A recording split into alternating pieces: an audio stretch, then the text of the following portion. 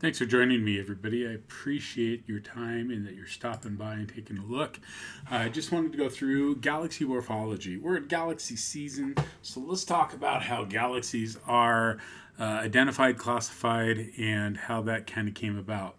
So, galaxy morphological classification, it's the system used by astronomers to divide galaxies in groups based on how they visually appear, their structure, how light's distributed from them, their shape. All that goes into identifying the type of galaxy they are. There's several schemes that are used. We're going to talk about two today. We're going to talk about the Hubble classification system, which you see here, often known as the Hubble Sequence. And then we're going to go into, I hope I say it right, the Vaucouleurs System, and how that came up. So, Edwin Hubble, 1926, he came up with a system, morphological classification system, to kind of identify what type of galaxies are out there. And it's called the tuning fork. You can see it looks like a tuning fork here. We start with ellipticals on the flat line over on the left, and then it forks out into two basic different types of spirals. So the elliptical galaxies there, you can see the EO, E3, E5, and E7. They are basically smooth, featureless light distributions, and they really appear as ellipses in most images or if you're visually looking at them. Like I said, they're designated with the letter E and followed by an integer representing their degree of ellipticity in the sky. So you can see EO, a lot of ellipticity, all the way down to E7, not so much there. So anyway, that's the ellipticals. The SO, those are lenticular galaxies in Hubble's sequence. These are galaxies that have bright central bulges, and they're usually surrounded by an extended disk-like structure, but they don't contain any spiral arms. From there, we move into the spiral classifications. Spiral galaxies are basically a flat disk. They have star-forming regions, usually within the spiral arms themselves, and they have a central concentration of stars known as a bulge, and in that bulge there's a active nuclei black hole going on. And roughly about half of all spirals observed also have a bar-like structure. And you can see that on the SBA, SBB, and SBC structure there. And in the images, there's just that little bit of a bar that comes out before the arms swing off. On the spiral structures on SA, SB, and SC, there's just the central bulge, which is a concentration of a lot of stars, again, where the massive black hole, supermassive black hole is, and then the spiral arms come out from there.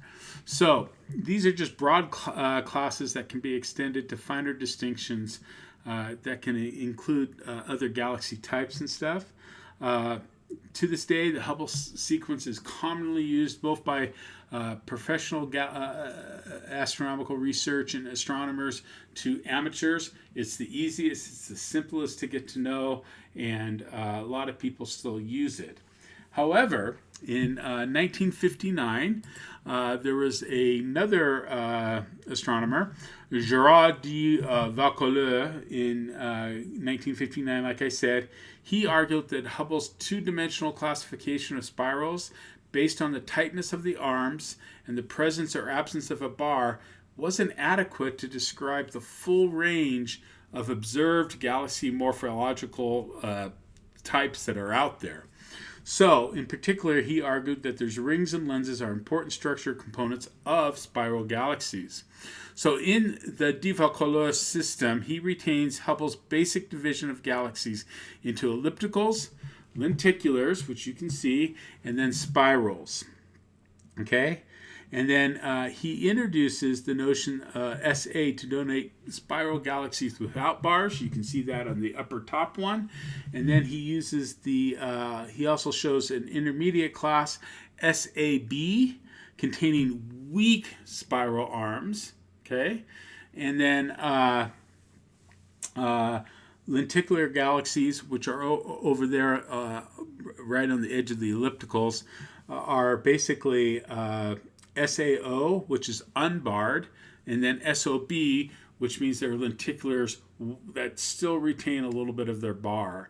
So it's really felt that spirals merge, they form into lenticular, they might merge with a couple more and become massive galaxies that are ellipticals. Most of your spirals are going to be where the star forming regions are. By the time they get to elliptical, they've kind of burned out most of their star forming regions.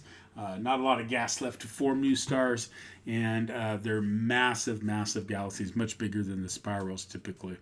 So, anyway, ring galaxies under the de Vaucouleurs system are divided into those possessing ring-like structures, donated with an R. So, if you look on there, I don't see any that he does have that. Looking for one with an R, I don't see one. But anyway, he'll put an R in there if it's a ring galaxy, and those without rings donated with a small s. So small r, small s for rings or non-rings. And then the transition galaxies are usually given the RS symbol as well in his system. Spiral arms, as in Hubble's original schemes, they're assigned to a class based basically on the tightness of their spiral arms. He extends the arms of Hubble's tuning fork to include several additional spirals. He has the SBD or SD. These are diffuse broken arms made up of individual stellar clusters and nebula, very faint central bulge. He also has IM for highly irregular galaxies, which are far over there on the far right. And that's where he has also his other types of galaxies there too. Anyway, you can see all that. Galaxies in the classes SM and IM are really termed the Magellic spirals and irregulars, respectively, after like the Large Magellic Cloud and the Small Magellic Cloud. The large one is considered an SBM, the small one's considered an LM. So let's go through and just show you what some of these are going to be like. I'm going to pause, go over to a new program I got called SpaceEngine, and we're just going to hop there. I'll be right back. Alrighty, you can see I have SpaceEngine up, and we're just going to go through and show you examples of just kind of using a very broad scale here of galaxies so you can kind of get used to it. This is, as you can see up in the top left, Triangulum Messier 33 and GC 598. It is a classic example of a spiral galaxy. Has a nice central bulge here, and then you can see the spiral arms rotating off of it. We'll just kind of zoom in and out here, and let's just take a look as we move it around. We can see edge on has a nice dust ring. You can see the beautiful bulge on this one there. And as we come underneath, again, you're not seeing a bar, you're not seeing anything like that. That's Andromeda over there in the back. That is a barred spiral. And but M33 is a great example of a spiral, just a straight spiral galaxy. Let's take a look at another one. Let me bring up the search menu here. Let's go to M51.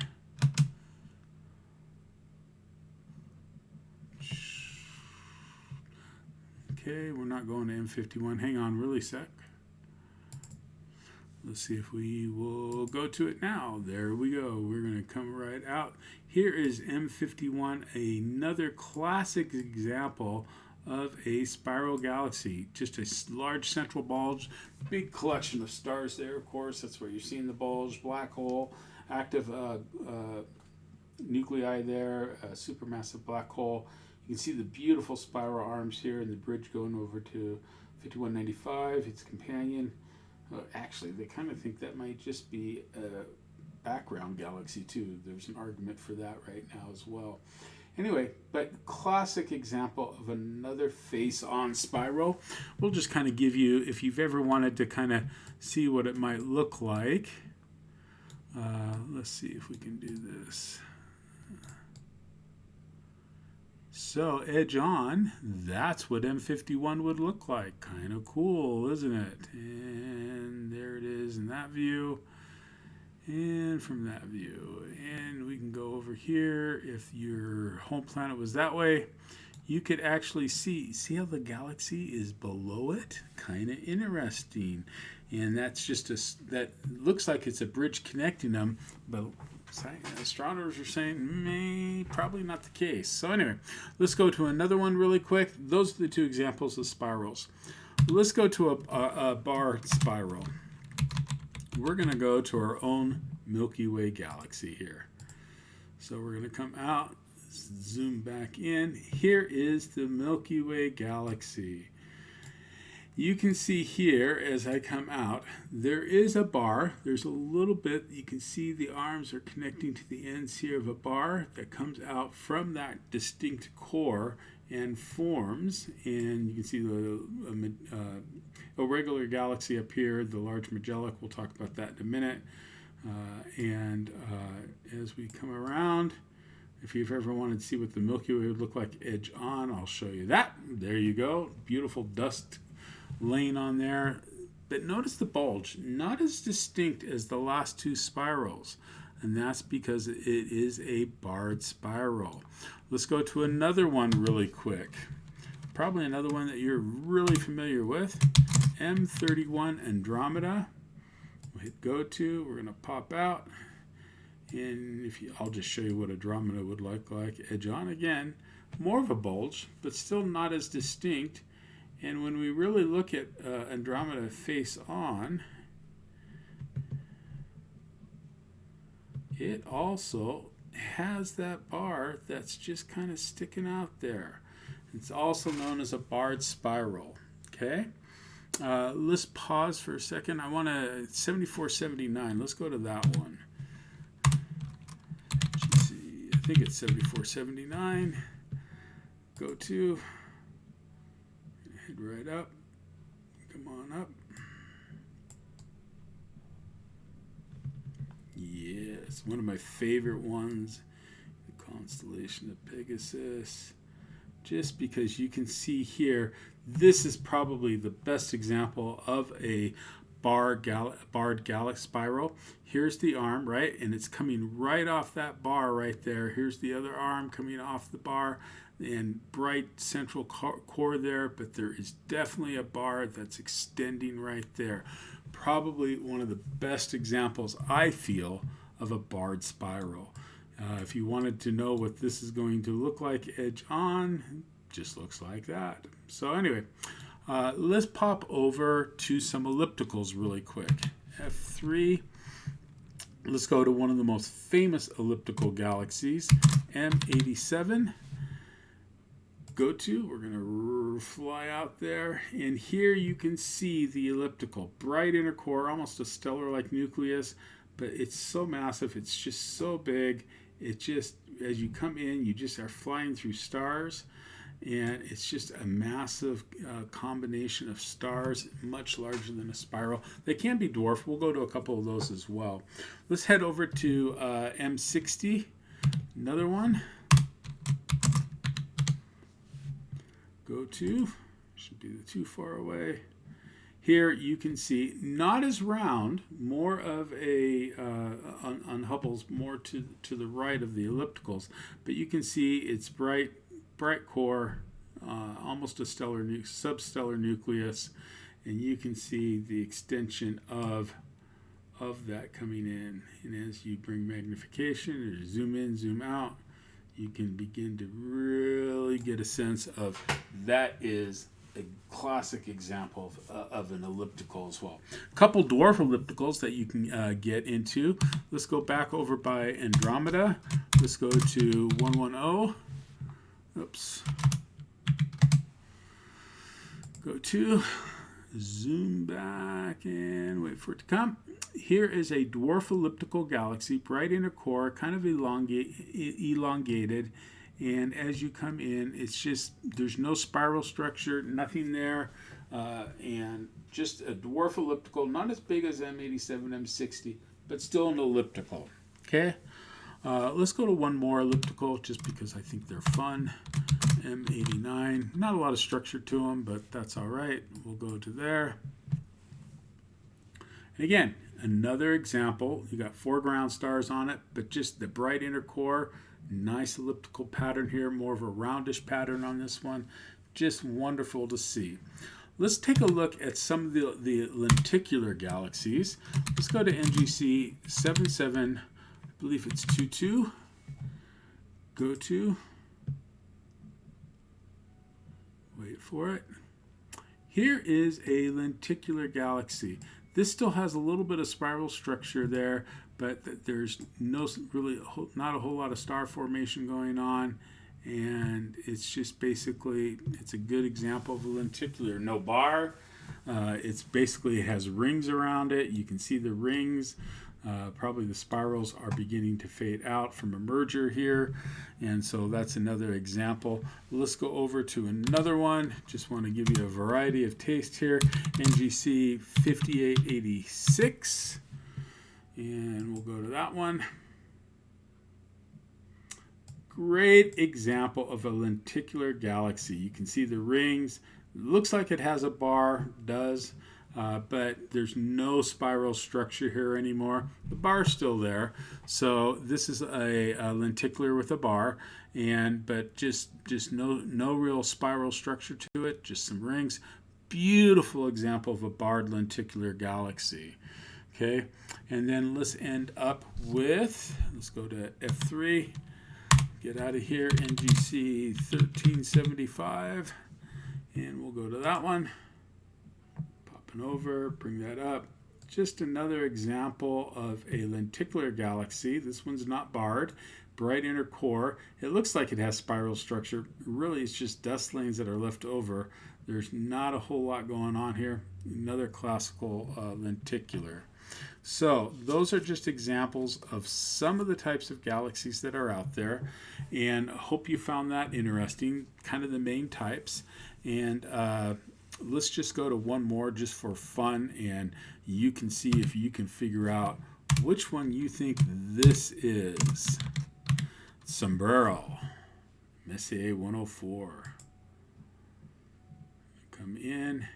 Oh, let's take a look at that. So that's your classic view of the Sombrero, right? That's when we're looking at it through a telescope. It's basically how we kind of see it, more like that. High magnification, low magnification, got a beautiful dust lane there. But let's come out of the dust lane and take a look at M104. Is it a lenticular? Is it a spiral? Is it a beginning of an elliptical? There was a paper back about 15 years ago that discussed that it could be in that stage between lenticular and elliptical, and they were leaning toward elliptical in the paper. But a lot of different things there. That's what M104 looks like, a face on. And then, of course, we have how it looks for us right there. Anyway, hope you enjoyed this segment. Just a lot of fun things to learn. Really liking SpaceEngine, going to be doing a lot in it. I paid for not only for the private license, but the pro license so that I can share it with you. And again, if you find this interesting, hit the subscribe button. Go over to Easy Astronomy in the link. Feel free to hit the subscribe. It can be free. If you find value in what we're doing, I would love to have you be a contributing member. $3 to $5 just goes to help pay for something like SpaceEngine, so we can kind of expand on what we're doing. Appreciate you. Have a great day. I hope you have clear skies and you're able to get out and do some observing this week. And if nothing else, you get to look up at the wonders of our beautiful night sky above us. Take care. We'll catch you next time.